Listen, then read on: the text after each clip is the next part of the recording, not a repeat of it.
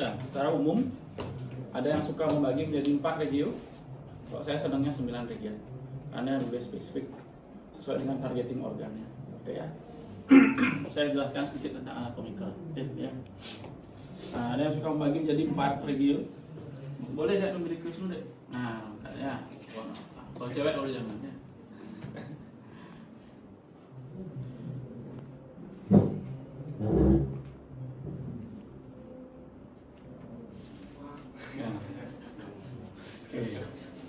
Ya, secara anatomical tulisnya kita ada kanan atas, kiri atas, kanan bawah, kiri bawah. Nah, saya sukanya 9 begitu sesuai dengan anatomical ini ya. Dari atas apa namanya? Epigastrium. Ya. Terus kanan kiri ya, jadi bentuknya kayak gini deh. Di bawah subcosta, di sini epigastrium. Kalau bawahnya yang sebelah kiri atas namanya hipokondrium kiri, hipokondrium kanan, kemudian tengah-tengah sini ya. Di sini ya, umbilikus, kanan kirinya apa? Iliaka kiri, iliaka kanan. Lumbar kiri, lumbar kanan. Kemudian misalnya di bawah sini iliaka kiri, iliaka kanan. Di sini apa? Hipogastrium atau simphysis cuculis ya. Kemudian Anda harus ingat nih secara anatomical organnya apa aja. Nah, kalau misalnya di kanan atas nih, yang hipokondrium kanan apa ada sana? Dipar, kemudian ada apa? Gallbladder ya, gallbladder ya. Nah, terus pada epigastrium ada apa? Ada gaster. Kemudian belakang gaster ada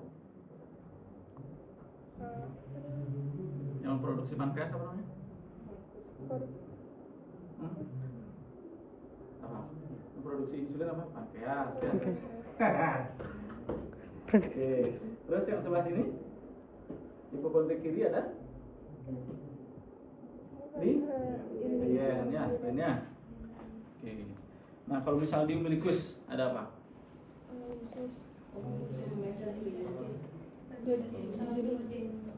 Ya, ada duodenum atau bisa ada tail of pankreasnya ya. Terus pada bagian ini apa namanya? Lumbar kiri, lumbar kanan. Lumbar kiri deh, ada apa? Ada kolon ya, kolon descendant yang turun ke sini ya. Terus kalau yang pada bagian ini kanan, lumbar kanan?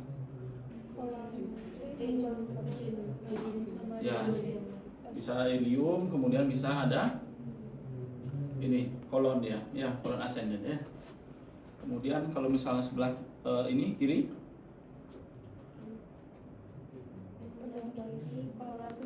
belakang kiri, ya ada sigmoidnya, karena dia ini di intraperitoneum. Kalau misalnya tumor dia akan teraba di sana ya. Terus simphysis pubis ada bladder ya. Nah, kalau misalnya terjadi apa inkontinensia ataupun retensi urin, nah maka akan teraba menggelembung dia. Seperti ada balonnya ya. Nah, yang paling khas nih nanti Anda di blok studi nih di iliaka kanan nih. Apa namanya? Area apa namanya yang khususnya? Ya, ada pendik area apa namanya? McBurney ya, McBurney point ya. Jadi ya, nih tengah-tengah antara sini ya, lateral 2 jari ya. Oke, sekarang aktivitas itu secara anatomical singkatnya ya. Ya, yuk men namanya ini ya. Stetoskop. Oke. Ya, seperti biasa nanti kalau pada saat panas sekali hasilnya deh, mau ya diri ya, saya dokter Agus, saya dokter bedah yang bertugas di sini, dokter umum yang bertugas di sini. Ya. Kemudian minta izin kepada pasien. Jadi saya akan melakukan pemeriksaan fisik pada abdomen atau pada bagian perut Bapak. Ya, nantinya saya akan lihat, kemudian raba dan bentuk-bentuk. Mungkin kadang-kadang beberapa pemeriksaan akan terasa tidak nyaman. Apakah Bapak bersedia? Ya, ya. Nah, pertama dari inspeksi, ya, di dinding abdomen nih, secara whole, secara utuh. Apa yang Anda harus lihat? Kulit, oke, good. Permukaannya. Terus ada benjolan apa enggak? Oke, terus simetris apa enggak? Kemudian kalau pada trauma apa? Bekas luka. Ada jejasnya, jejas hematoma apa enggak? Oke. Nah, kemudian khususnya kalau misalnya pada abdomen yang paling pertama yang dilihat tuh adalah adanya Distensi. distensi, adanya distensi atau tidak. Gimana caranya memeriksa distensi? Oh. Ya, jadi ini deh yang belakang deh, biar kelihatan deh. Nah, jadi cara memeriksa distensi, Anda harus membayangkan ada garis hayal dari ini, dari epigastrik ini ya, sigmoid processus sampai ke tulang simfisisnya. Ya, tulang simfisisnya. Lihat dari samping, tarik garis lurus, anggap ini tali ya atau pengaras. Anda ini terus lurus. Kalau misalnya dia lurus simetris artinya no distension. Ya, tidak ada distensi. Kalau misalnya dia melebihi dari garis lurusnya itu, berarti ada distensi. Ya. Kalau distensinya keras namanya over distension. Kalau misalnya ringan slight distension. Ya. Terus apalagi yang bisa dilihat? Nah. Ya sudah, kan tadi di kulit. Kalau misalnya dia ada distensi, ada ilius, apa yang terlihat di sana? Gambaran usus, kontur ususnya akan terlihat pada pasien-pasien yang ilius. Ya. Namanya apa? Istilahnya apa? Yang kelihatan ususnya nih. Bukan. Apa? Gambaran usus. Kontur ususnya apa?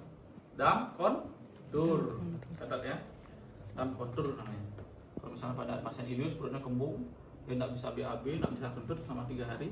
Nah, nanti pada inspeksi akan terlihat ada dam kontur. Kebayang nggak? Ini perut, tapi kelihatan ininya guratan ususnya. Nah, itu namanya dam kontur ya. Kemudian dam stefum. Dam stefum itu adalah pergerakan usus. Nah, guratan ususnya kelihatan, pergerakan ususnya juga kelihatan tuh dari luar ya. Pada pasien-pasien yang ilius berat, gerakan ususnya. Ya, paham ya? Oke, dah. Selanjutnya baru melakukan apa? Habis inspeksi apa? Auskultasi. Kenapa kita melakukan auskultasi setelah inspeksi? Supaya pasti tidak merasakan nyeri, sama supaya organnya itu nggak hancur gitu. Kan udah dipegang-pegang. Hampir benar apa? Kenapa? Apa itu? Kalau di palpasi nanti kan ada palpasi berat, jadi supaya kalau kalau melakukan palpasi dulu takutnya pasien itu duluan merasa nyeri, jadi pas pemeriksaan auskultasinya malah terganggu. Bukan. Apa? Kan mempengaruhi dari bising ususnya. Ya, betul. Ya, kalau kita melakukan manipulasi terlebih dahulu, nanti akan mempengaruhi dari mobilitas ususnya. Ya, gitu ya. Nah, lakukan auskultasi pada 9 regio. Ya. Atau dengan 4 regio boleh. Selama berapa menit? Ingat dihangatkan ininya. Ya. Stetoskopnya dihangatkan. Selama berapa menit?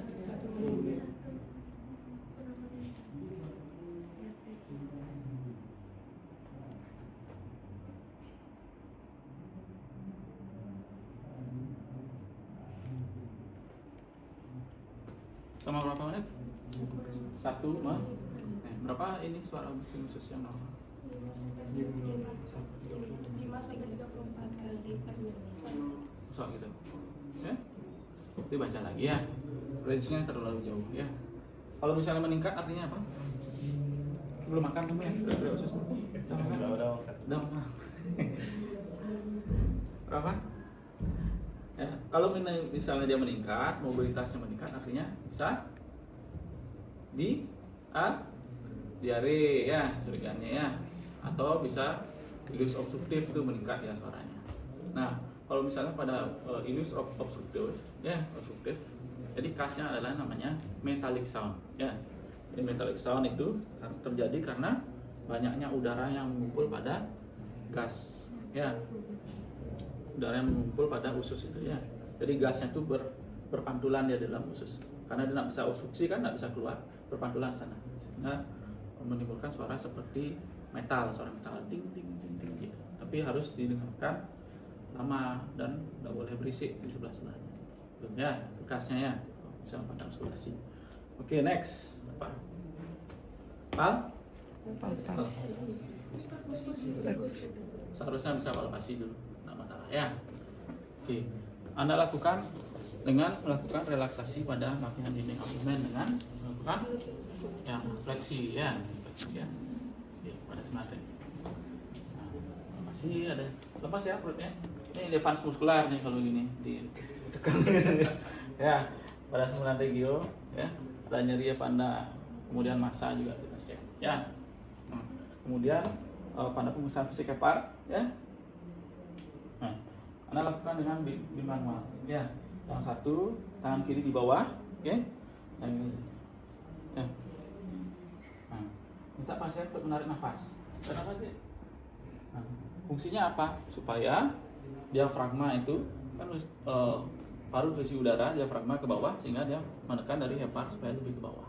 Jadi Anda bisa rasakan dia ininya, apa namanya, permukaan dari heparnya, ya, apakah dia membesar atau enggak, ya. Terus apa lagi? Membesarnya ke sini, ke arah umbilikus, ya, atau bisa ke inferior ya, ke bawah. Jadi Anda meriksa dari sini deh, teraba apa enggak, ya, atau dari bawah sini. Nah, selanjutnya baru lakukan, ya, palpasi ginjal boleh dari abdomen. Nah, caranya palpasi ginjal di lumbal kanan, lumbal kiri, ya, dengan BIM manual.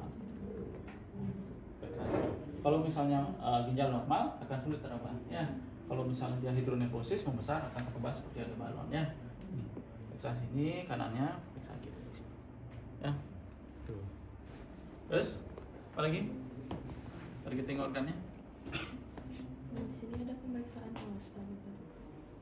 Aorta bisa dengan 2 jari diginikan, tapi normalnya dia tidak akan teraba. Nah, kalau misalnya teraba denyutnya keras, ceduk apa namanya itu? Triple A, ya, aorta abdominalis aneurisma, ya. Itu pada pasien tua-tua harus sering, ya, banyak dia. Tiba-tiba besoknya bisa mati dah pasiennya karena ruptur dia, itu risikonya, ya. Oke, nah terus kalau pada simpisis, simpisis untuk meriksa leder, ya, ada retensi apa tidak, ada nyeri atau tidak.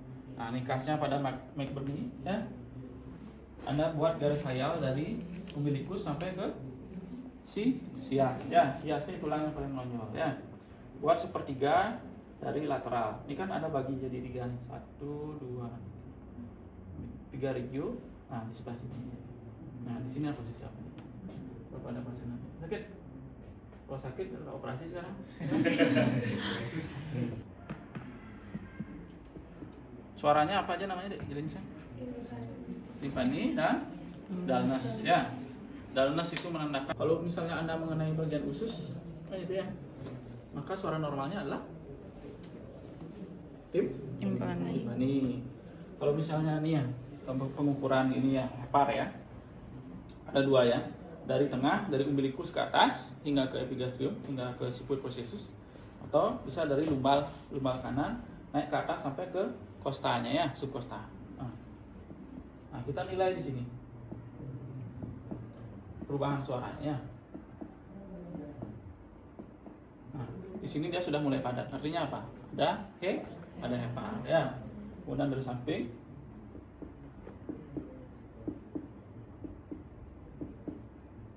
nah ini sudah padat, ya. Ya, normalnya jadi berapa jari dari bawah subkosta hepar? 2 jari, ya, maksimalnya. Kalau sudah lebih besar daripada itu artinya apa? Terjadi hepatomegaly, ya. Oke, terus pemeriksaan lien. Paham, ya, sejauh ini, ya? Jadi 2, hepat dari 2. Dari umbilikus kita telusuri ke atas. Kemudian tarik garis hayal ke sini, ya, sejajar. Kemudian bawa naik dia. Tik. Apa namanya? Lurusnya tuh lurus dengan puting susu, ya. Ini naik ke atas, tik sampai sini. Paham, ya? Habis itu baru gini, lien. Ya, lien mulai dari umbilikus, ya. Dia melintang ke sana, ya, sesuai dengan orangnya.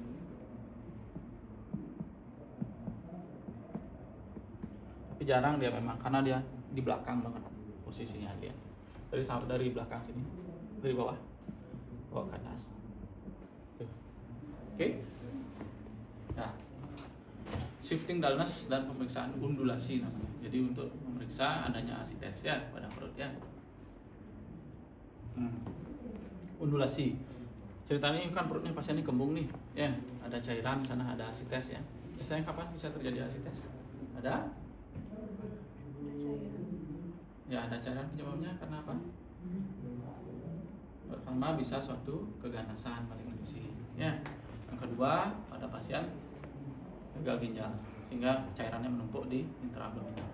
Ya, ya. Nah, pemeriksaan ini undulasi, tangannya diginikan. Nah, ya, sini. Kemudian satu tangan meraba, ya diam. Yang sebelah kanan dia akan gini, apa namanya? Mendorong ya, didorong.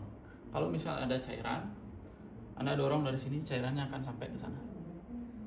Itu, raba ada. Dung gitu deh cairannya. Nah, kemudian shifting dullness, pasiennya dimiringkan. Ini sedikit, ya, nah, sedikit. Ya. Jadi Anda akan melakukan perkusi, ya dari bawah sampai ke atas. Akan ada perubahan suara. Kalau ada cairan apa suaranya? Redup ya. Dari redup dia akan menjadi timpani. Nah, kemudian dimiringkan lagi ke sana pasiennya. Kan redup nih awalnya di sini. Nah, cairan kan gravitasi kan pasti ke sana ya. Lalu Anda perkusi sini, deng. Terus terjadi timpani, artinya cairan sudah sana. Artinya positif. Ya, kan? Jadi semua tampak normal, Pak ya. Tidak ada yang perlu dikhawatirkan. Dan Bapak bisa kembali lagi ke duduk ya, kursi tadi ya. Oke, ada pertanyaan Pak? Tidak saya operasi ya. Oke, silakan Anda coba satu-satu. Semuanya jadi. Dia. Ini Joli. Gak kelihatan muka orang. Kan ini ke sini, besok kan tarik ke sini kan. Besok kan ini. Duh. Ya, hampir. Ya, nanti latihan lagi kayak gitu ya. Jadi di tengah-tengah ini. Aduh, sakit.